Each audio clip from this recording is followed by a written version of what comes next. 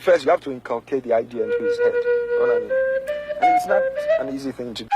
The former president of the Republic of Ghana, John Rawlings, was born in Accra, then Gold Coast, on June 22, 1947, to Victoria Agbatui and James Ramsay John, a chemist from Castle Douglas, Scotland.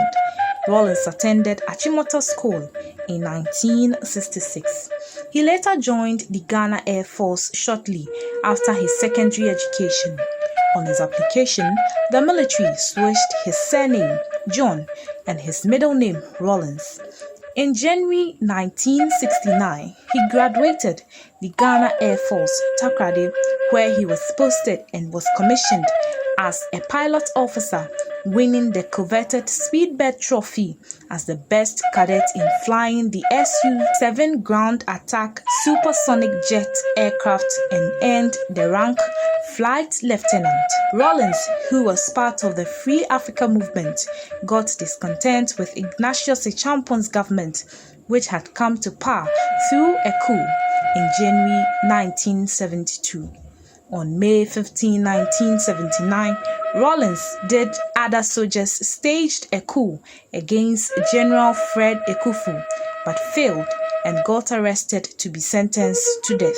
While awaiting execution, he was taken by some group of soldiers on 4th June 1979 from the military custody. He later became the chairman of 15-member Armed Forces Revolution Council and ruled for 112 days and arranged for the execution by firing squad of 8 military officers.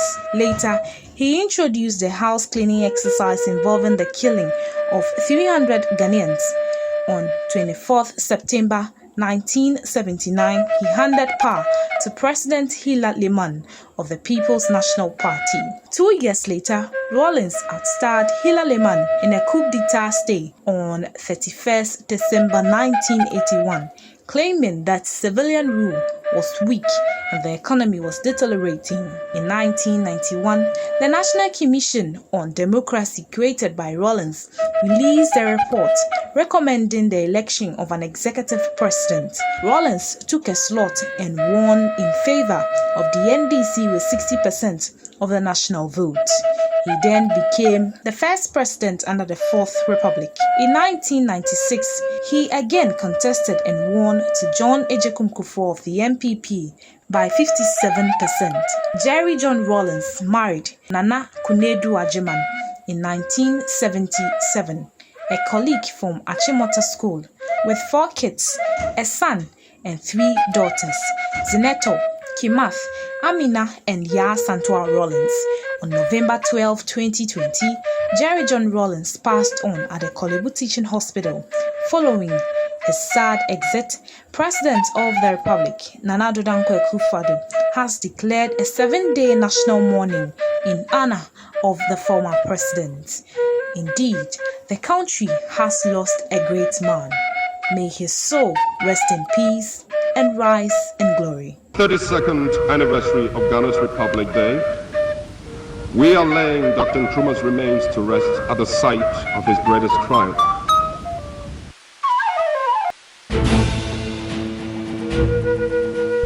After 7 years of fighting in Liberia, stability was returned after Ghana contributed troops to a multinational force created to end the conflict. John Rawlings played an integral role in the final peace process, which was brokered through the Economic Community of West African States. The instability of Liberia is affecting the stability of the sub-region. It's making it difficult to attract investment. It's making it difficult, to improve the image of Africa. So I'm suffering, not indirectly, directly, both through the contribution of my troops to bring about stability and through the fact that, look, it's creating a wrong perception of Africa. The point is, as they dig the holes, you, the planters, put the seeds in their holes. All right? Every digger, make sure you got a plant. Rawlings' high-profile politics include setting a public example in the fields and encouraging the masses to cooperate in self-help. it is only by collective effort that the nation's problems can be solved. There are still some people who would like the nation to go back to childhood. Such a person was the man from the Osu People's Defense Committee, most unfortunate, who got up to speak at the budget debate at Parliament House recently, and who said that everything was fine when the white man was here. And so we should bring him back to help us. This man, and others who think like him, longs for the dependency of childhood. But we are grown up, or should be. We are supposed to be old enough to realize that the nation is now paying the rest of the outstanding bill for those easier days, when so many of our resources were squandered.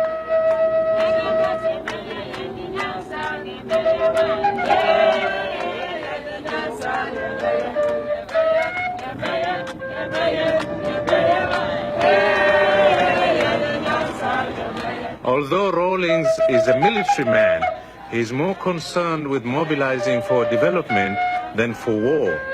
His concept of economic conscription is an attempt to enlist more and more citizens into the process of production and social transformation.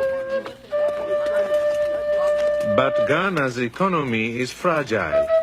The IMF has helped with loans, but ordinary workers still haven't seen much benefit. Political stability remains elusive, and Rawlings' own position is far from secure.